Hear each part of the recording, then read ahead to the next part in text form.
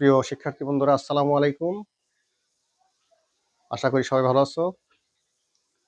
তো শিক্ষার্থী বন্ধুরা, আজকে আমরা জ্যামিতির মৌলিক ধারণা পর্ব ৫ এবং শেষ পর্ব আমরা আলোচনা করব। আমরা ইতিপূর্বে জ্যামিতির মৌলিক ধারণার উপরে ৪টি ভিডিও দিয়েছি। আজকে ৫ নাম্বার ভিডিও। তো আমাদের গণিতের বিশেষ একটা অংশ হলো জ্যামিতি।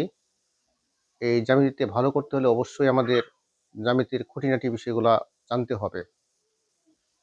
যদি তোমরা জ্যামিতির খুঁটিনাটি বিষয়গুলো জানো, তাহলে সবকিছু তোমরা সহজে সমস্যা সমাধান করতে পারবে। যে কোনো জ্যামিতি, যে কোনো কঠিন বিষয়গুলাও সহজে সমস্যা সমাধান করা যায়। এখানে মুখস্থ করার কোনো প্রয়োজন নাই।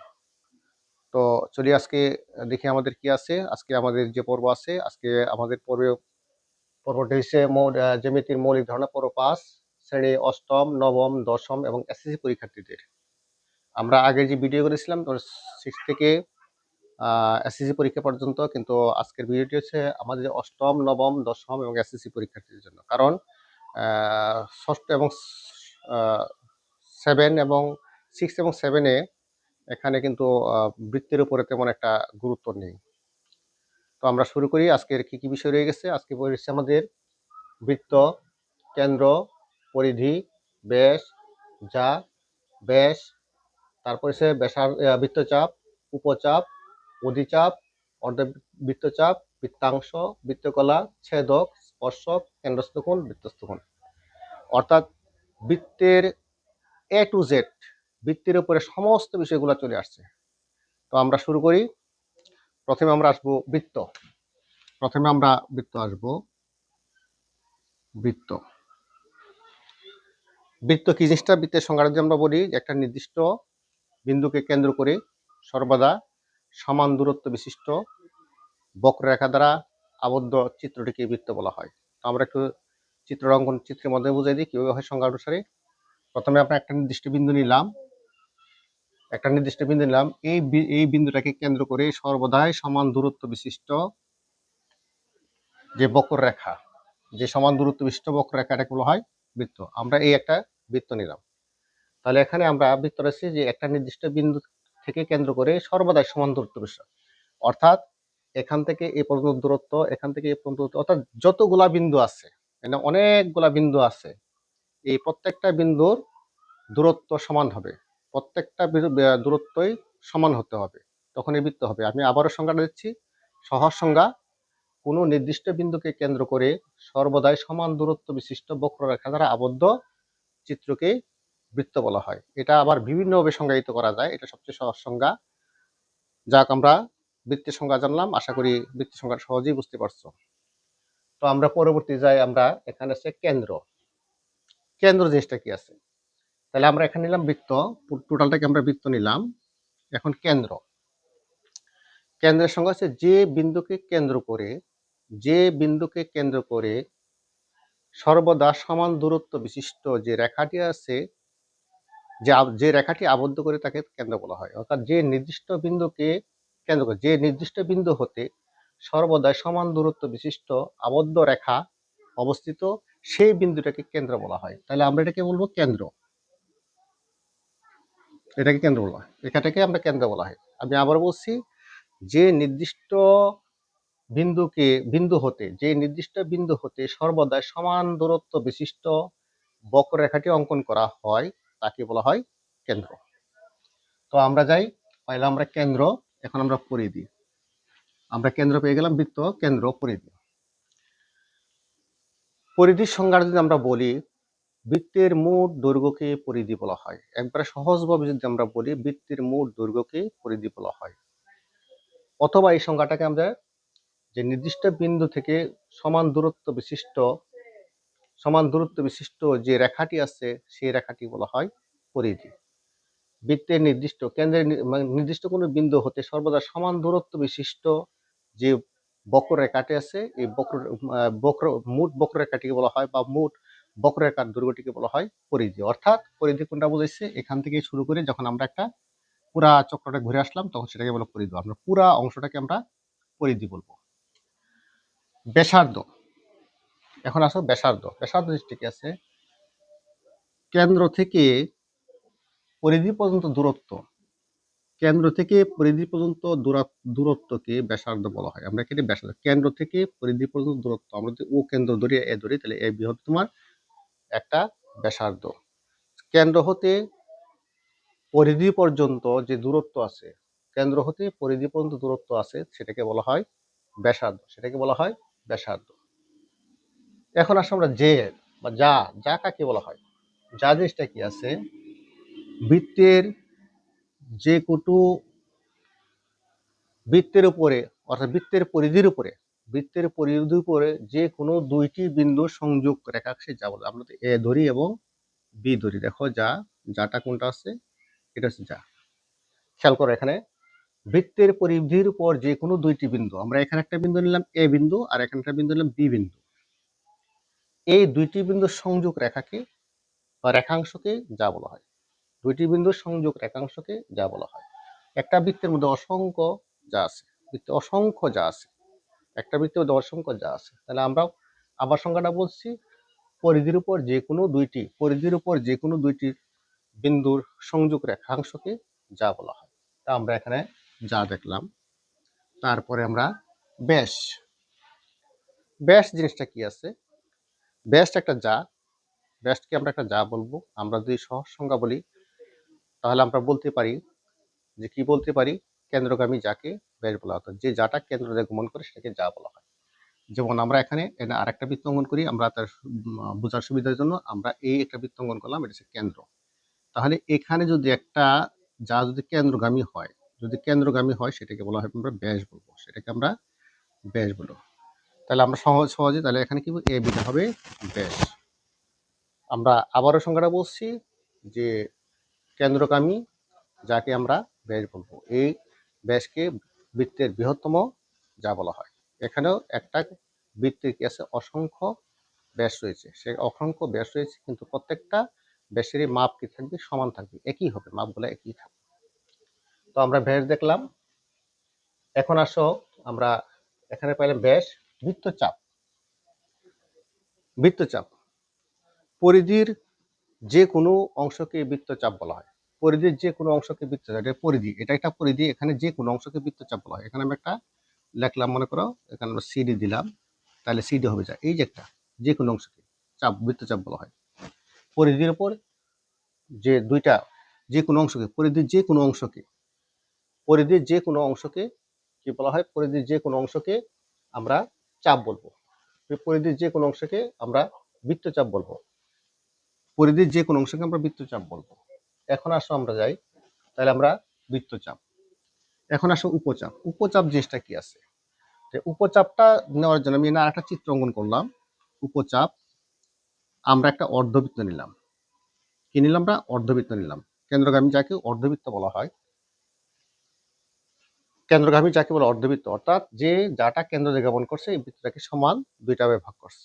এখন আমরা উপচাপ, তাহলে অর্ধবৃত্ত চাপ অপেক্ষা ছোট চাপকে, অর্ধবৃত্ত চাপ অপেক্ষা ছোট চাপকে আমরা উপচাপ বলবো। অর্ধবৃত্ত অপেক্ষা ছোট চাপকে উপচাপ বলবো। এটা যদি আমরা চিত্রের মাধ্যমে দেখাই, আমরা এইটুকু নিলাম, এইটুকু নিলাম, এইটুকু নিলাম, এটাকে আমরা বলবো উপচাপ, এইটাকে উপচাপ বলবো।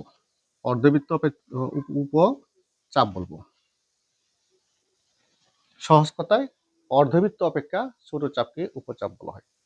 তাহলে এখানে উপচাপ আমরা নাম থেকে পেলাম উপচাপ, তাহলে অধিচাপ তার উল্টাটা হবে, অর্ধবৃত্ত অপেক্ষা বড় চাপকে অধিচাপ বলে, এটাকে বলো অধিচাপ, অধিচাপ। তাহলে আমরা উপচাপ এবং অধিচাপ সম্পর্কে বললাম। আশা করি দুইটা বুঝতে পারছো, যে অর্ধবৃত্ত অপেক্ষা ছোট চাপকে বলা হয় উপচাপ, আর অর্ধবৃত্ত অপেক্ষা বড় চাপকে বলা হয় অধিচাপ। আর চাপটা কি ছিল? পরিধির যে কোনো অংশকে চাপ বলা হয়, পরিধির যে কোনো অংশকে চাপ বলা হয়। এখন আসা যাক অর্ধবৃত্ত চাপ কাকে বলে। অর্ধবৃত্ত চাপ কাকে বলে? অর্ধবৃত্ত চাপ, তাহলে অর্ধবৃত্ত চাপ হলো যে চাপ বৃত্তটাকে সমান দুইটা অংশে ভাগ করে, যে চাপ বৃত্তটাকে সমান দুইটা অংশে ভাগ করে। আমি আরেকটা চিত্র অঙ্কন করছি, এটা কেন্দ্র, এটা যে চাপ কি করে বৃত্তটাকে সমান দুইটা অংশে ভাগ করে, যে চাপ দুইটা অংশে ভাগ করে এটাকে বলা হয় অর্ধবৃত্ত চাপ। অর্ধবৃত্ত চাপ, এটাকে আমরা অর্ধবৃত্ত চাপ নেব। যে চাপটাকে সমান অংশে, এটাকে আমরা অর্ধবৃত্ত চাপ বলবো। অর্থাৎ আরো সহজভাবে বলতে পারি, বৃত্তের ব্যাস দ্বারা বৃত্তটিকে দুইটি ভাগে ভাগ করা হয়, ওই বৃত্তের ব্যাসটাকে অর্ধবৃত্ত চাপ বলা হয়। আর আমরা চাপের সাথে কি হয়, তাহলে অর্ধবৃত্ত চাপ কি হবে? বৃহত্তম চাপ। তার মানে আমরা অর্ধবৃত্ত চাপ। বৃত্তাংশ, এখন বৃত্তাংশ জিনিসটা কি আছে? বৃত্তাংশ, দেখো আমি এখানে দেখাচ্ছি বৃত্তাংশ। একটি চাপ, একটি একটি যা এবং একটি চাপ নিয়ে যে অঞ্চল গঠিত হয় সেটাকে বলা বৃত্তাংশ। এটাকে বলা আমরা বৃত্তাংশ, এটাকে বলা আমরা বৃত্তাংশ, এটাকে আমরা বৃত্তাংশ বলবো। একটি চাপ, একটি চাপ এ, আমরা যদি বি ধরি, তাহলে এই একটি চাপ এ বি চাপ, এবং কি আছে? একটি যা, একটি একটি একটি একটি চাপ, একটি যা এবং একটি চাপ, এই যে অংশটা আছে এটাকে বলা হয়, এই অংশটাকে বলা হয় কি? বৃত্তাংশ। আমরা আবারও সংজ্ঞাটা বলছি যে একটি যা এবং একটি চাপ নিয়ে যে অঞ্চল গঠিত সেটাকে বলা হয় বৃত্তাংশ। তা আমরা পাইলাম বৃত্তাংশ। বৃত্তকলা, আমরা যে বৃত্তকলা, এই বৃত্তকলার জন্য আমি আরেকটা চিত্রাঙ্কন দেখাচ্ছি তোমাদের। বৃত্তকলা, এখানে হবে একটি চাপ এবং একটি চাপ এবং দুইটি ব্যাসার্ধ মিলে যে অঞ্চল গঠিত হয়, একটি চাপ এবং দুইটি ব্যাসার্ধ মিলে, একটি চাপ এবং দুইটি ব্যাসার্ধ মিলে যে অঞ্চল গঠিত হয় সেটাকে বলা হয় বৃত্তকলা। এটাকে আমরা বৃত্তকলা বলবো। এটাকে আমরা বৃত্তকলা। দুইটি ব্যাসার্ধ এবং একটি বৃত্তচাপ মিলে যে অঞ্চলটা গঠিত হয় সেটাকে বলা হয় বৃত্তকলা। ছেদক, একটি বৃত্তকে যে রেখাংশ দ্বারা বৃত্তটাকে দুইটি অংশে ছেদ করে সেটাকে বলে ছেদক বলে। যে রেখাংশ দ্বারা বৃত্তকে দুইটি অংশে ছেদ করে, বৃত্তের পরিধির উপর দুইটি অংশকে ছেদ করে, বৃত্তকে দুইটি অংশে ছেদ করে সেটাকে বলা হয় ছেদক। যে রেখাংশ দ্বারা বৃত্তকে দুইটি অংশে ছেদ করে সেটাকে বলা হয় ছেদক। তাহলে এবি হবে ছেদক, এখানে ছেদক, এটাকে বলা হয় ছেদক। তারপর আমরা পাইলাম এখন ছেদক। আর স্পর্শক জিনিসটা কি আছে? স্পর্শক, আমি আবার দেখাচ্ছি স্পর্শক। এখানে বৃত্তের উপরে কি আছে? বৃত্তের পরিধির উপরে অসংখ্য কি আছে? বৃত্তের পরিধির উপরে অসংখ্য বিন্দু রয়েছে, অর্থাৎ একটা বৃত্ত অসংখ্য বিন্দু দ্বারা গঠিত হয়। অসংখ্য বৃত্ত একটা নির্দিষ্ট নিয়মে যখন থাকে, সাজানো থাকে, তখন সেটা বৃত্ত। এই বৃত্তের উপরে এমন একটা রেখাংশ স্পর্শ করলো যা একটি বিন্দুকে স্পর্শ করলো, কিন্তু সে ভিতরে প্রবেশ করবে না, এটাকে বলা হয় স্পর্শক। বলা হয় স্পর্শক। তা আমরা যদি এখানে বলি এ বিন্দু হবে স্পর্শক। অর্থাৎ কোনো রেখাংশ বৃত্তে যখন একটা বিন্দুকে স্পর্শ করে সেটাকে বলা হয় স্পর্শক। স্পর্শকটা কখনো বৃত্তের অভ্যন্তরে প্রবেশ করবে না। তো আমরা দেখি এখন কেন্দ্রস্থ কোণ এবং বৃত্তস্থ কোণ দুইটা জানবো। কেন্দ্রস্থ কোণ এবং বৃত্তস্থ কোণ কি আছে? কেন্দ্রস্থ কোণ এবং বৃত্তস্থ কোণ নাম থেকে বোঝা যায়। কেন্দ্রস্থ কোণটা কোথায়? বৃত্তের কেন্দ্রে কি হবে? তোমার বৃত্তের কেন্দ্রে উৎপন্ন করবে। আর বৃত্তস্থ কোণটা বৃত্তের পরিধি, বৃত্তের উপরে মানে বৃত্তের উপর হবে, বৃত্তের মধ্যে হবে। তো আমরা একটু একটা ছবি অঙ্কন করি, তাহলে আমরা বোঝাতে সহজ হবে। এই একটা বৃত্ত, আমরা একটু বৃত্ত অঙ্কন করে দেখে দিই।